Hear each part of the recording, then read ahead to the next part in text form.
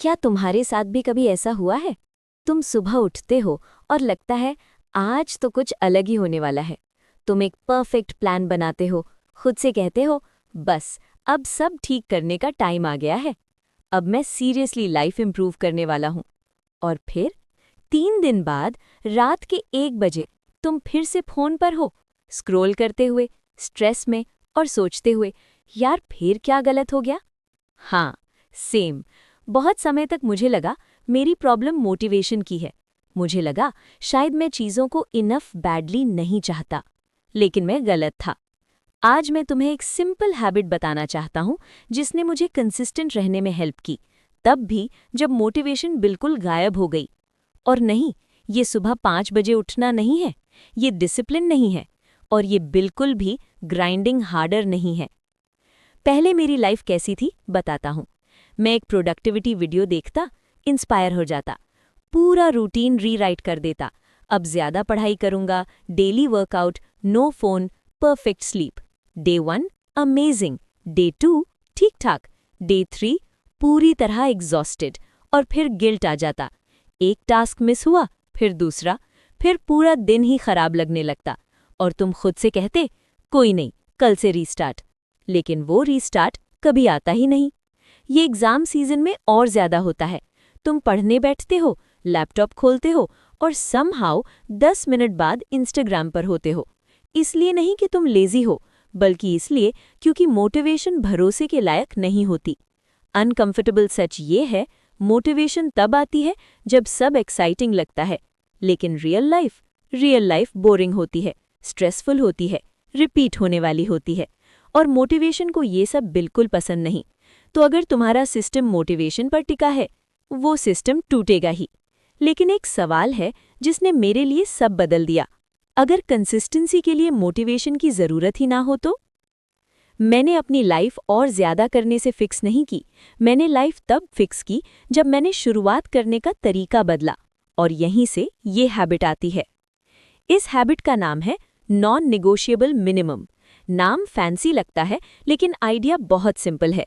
पहले मैं खुद से पूछता था आज का बेस्ट वर्जन क्या है। अब मैं पूछता हूँ सबसे छोटा काम क्या है जो मैं अपने वर्स्ट डे पर भी कर सकता हूँ। जैसे पढ़ाई, पहले 3 घंटे पढ़ना, अब सिर्फ 10 मिनट। एक्सरसाइज, फुल वर्कआउट नहीं, बस 5 पुशअप्स या थोड़ी वॉक। रीडिंग, 30 पेजेस नहीं, सिर्फ 1 पेज। रूल सिंपल है, काम इतना छोटा हो कि इजी लगे, सेल होना ऑलमोस्ट इम्पॉसिबल हो, और करते ही दिन विन मान लिया जाए। शुरुआत में मेरा दिमाग चिल्लाया, ये काफ़ी नहीं है, इससे कुछ चेंज नहीं होगा। लेकिन फिर कुछ अनएक्सपेक्टेड हुआ। ज़्यादातर दिनों में मिनिमम करने के बाद मैं खुद ही आगे बढ़ गया, फोर्स की वजह से नहीं, बल्कि इसलिए क्योंकि स्टार्ट करना डरावना नहीं रहा। और बुरे दिनों में मैं फिर भी आया, बस इतना ही फर्क है। ये हैबिट मोटिवेशन से बेहतर क्यों काम करती है? क्योंकि दिमाग बिग स्टार्ट से डरता है, लेकिन छोटे स्टार्ट से नहीं। पूरी किताब खोलना भारी लगता है, एक लाइन पढ़ना नहीं। घंटों पढ़ना पेनफुल लगता है, 10 मिनट मैनेजेबल लगते हैं।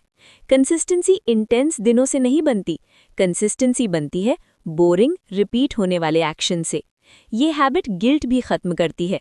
दिन मेसी हो सकता है, तुम टायर्ड हो सकते हो, फिर भी तुमने अपना प्रॉमिस रखा, और यही सेल्फ ट्रस्ट बनाता है। और सेल्फ ट्रस्ट मोटिवेशन से कहीं ज्यादा पावरफुल होती है। Real life examples. अब इसे प्रैक्टिकल बनाते हैं। अगर तुम सिलेबस में डूबे हुए स्टूडेंट हो तो मिनिमम बस नोट्स खोलना और एक लाइन हाईलाइट करना हो सकता है। अगर तुम्हें फोन एडिक्शन है तो मिनिमम ये हो सकता है कि सोशल मीडिया खोलने से पहले थोड़ी पढ़ाई। क्विट नहीं करना, बस डिले करना।